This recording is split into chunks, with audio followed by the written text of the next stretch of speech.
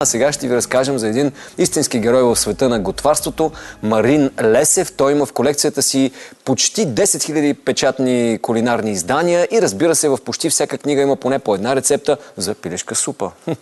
Пилешка супа за душата. Нека да видим интервюто на нашия репортер Бояна Топчийска с него и открием каква история стои за тези невероятни рецепти, след което в 100% будни се завръщат режисьорът Стефан Ещерев и актьор и неговия партньор Надя.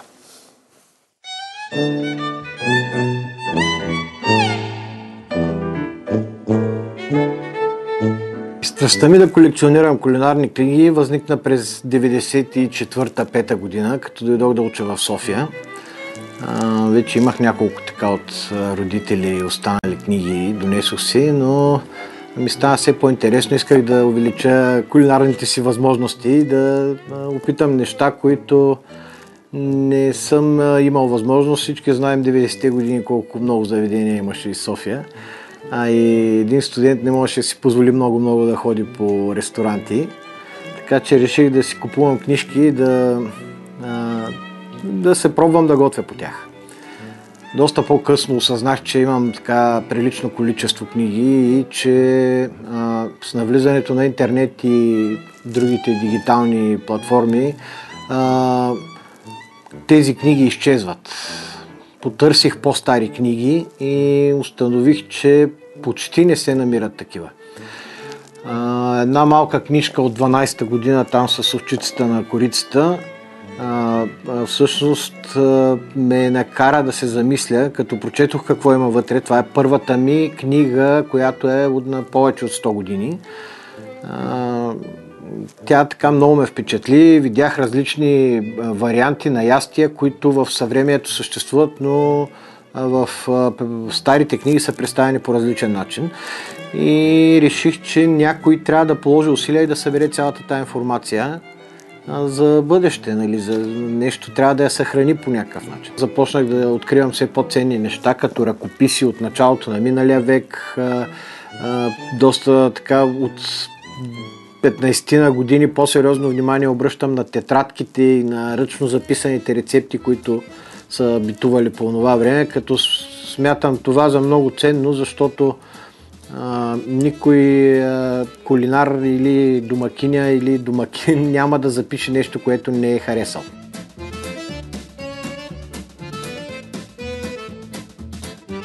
В колекцията ми се съхраняват, примерно най-малката книжка е 5 на 7 см, най-голямата книга е поради големия си шрифт за хора с нарушено зрение, книгата с най-много рецепти стига до 6000. С нарастването на колекцията и като осъзнах всъщност какво съм направил, че съм събрал над 10 000 печатни издания, реших да оставя и моят отпечатък върху книгоиздаването в България. По тази причина издирих наследници на Пенка Чолчева като един от кулинарите, които най-дълго време са издавали книги в България и от 21 до 80 и някоя година се е занимавала с събиране на рецепти и книгоиздаване.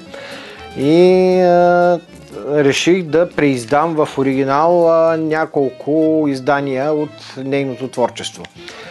Спрях се на книги между 21 и 40 година, тъй като смятам, че това е периода, в който в книгите е записана истинската българска кухня.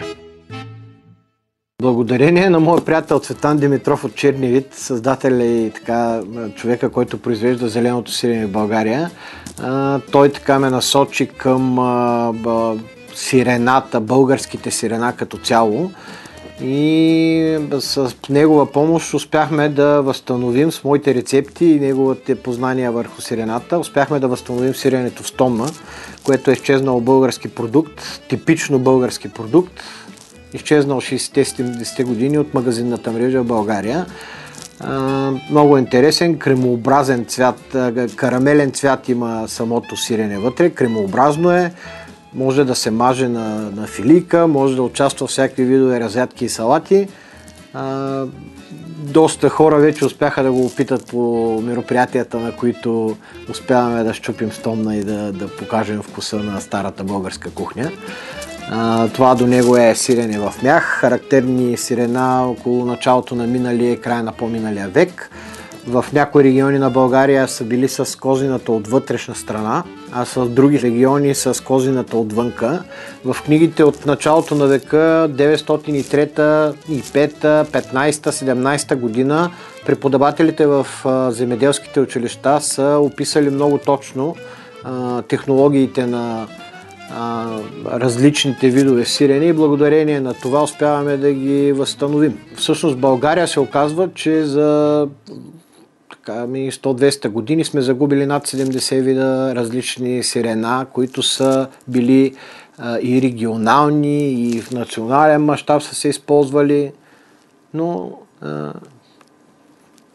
аз твърдя, че може би дори са повече. Проблема ни с изгубената кухня е много голям. Същото се случва и с определени видове ястия.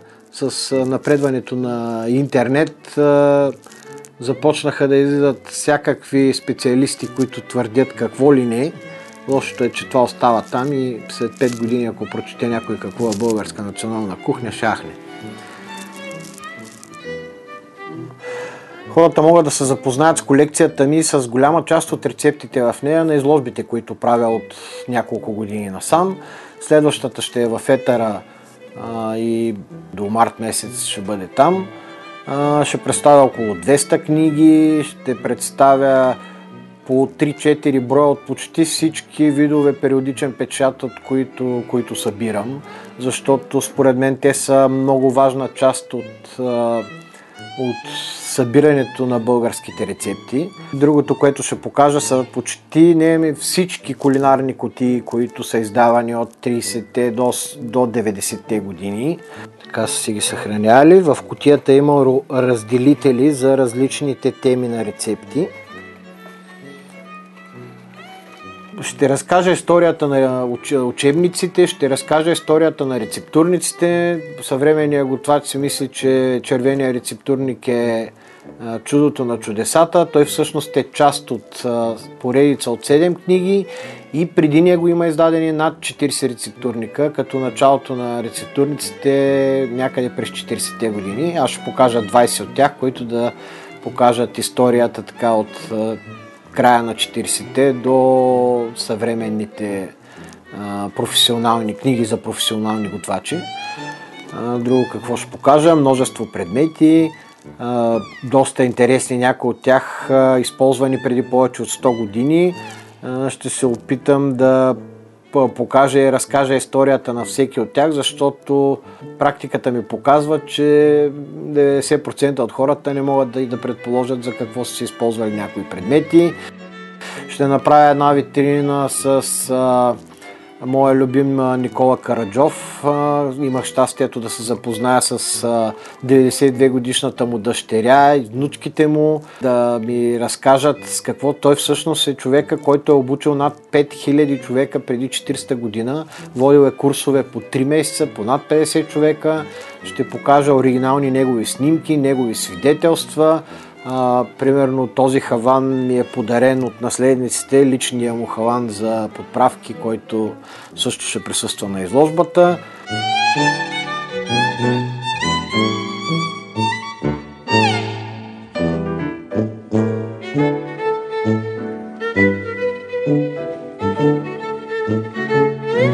Националният кулинарен център е нещо, което искам да създам, за да мога да изложа цялата си колекция на едно място и да може да се работи върху нея.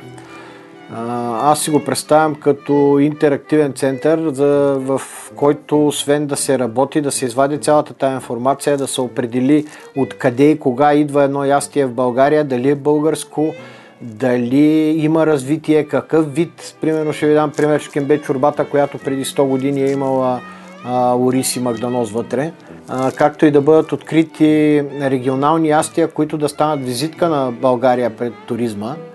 Така че този център всъщност ще се занимава с това да извади от цялата тази книжна маса, да извади старата българска кухня и да я сложи на масата, на кулинарната маса на България.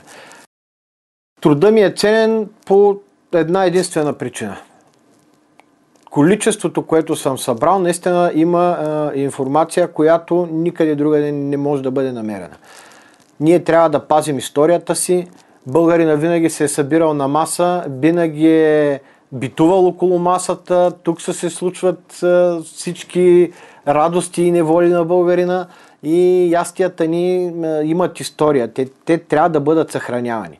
Всички съвременни, не само европейски, световни държави издирват, търсят националната си кухня и я представят като един завършен туристически продукт. Само в България това се неглижира.